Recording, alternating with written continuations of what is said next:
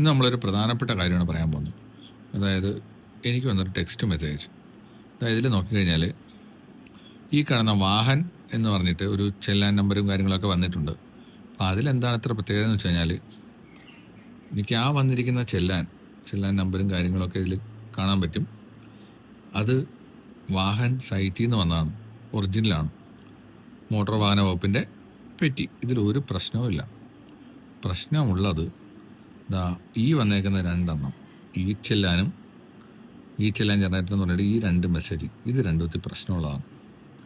ഇതിൻ്റെ അകത്ത് കാണിച്ചേക്കുന്നത് എൻ്റെ വണ്ടിക്ക് TN വെച്ചിട്ട് ഒരു പെറ്റി വന്നിട്ടുണ്ട്, എന്നിട്ടൊരു ലിങ്കും കൊടുത്തിട്ടുണ്ട്. ആ ലിങ്ക് കാണുമ്പോൾ തന്നെ നമുക്കറിയാം ഉടായ്പാണെന്ന്.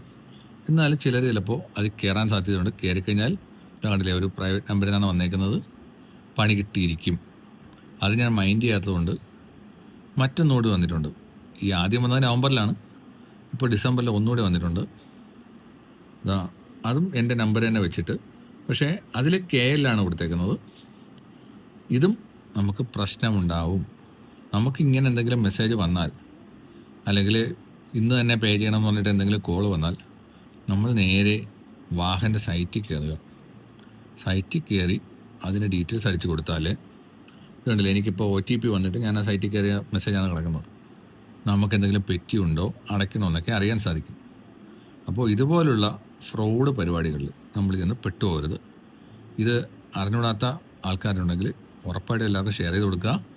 നമ്മുടെ അക്കൗണ്ടിലെ പൈസ മുഴുവൻ പോകുന്ന പരിപാടിയാണ്, സൂക്ഷിക്കുക.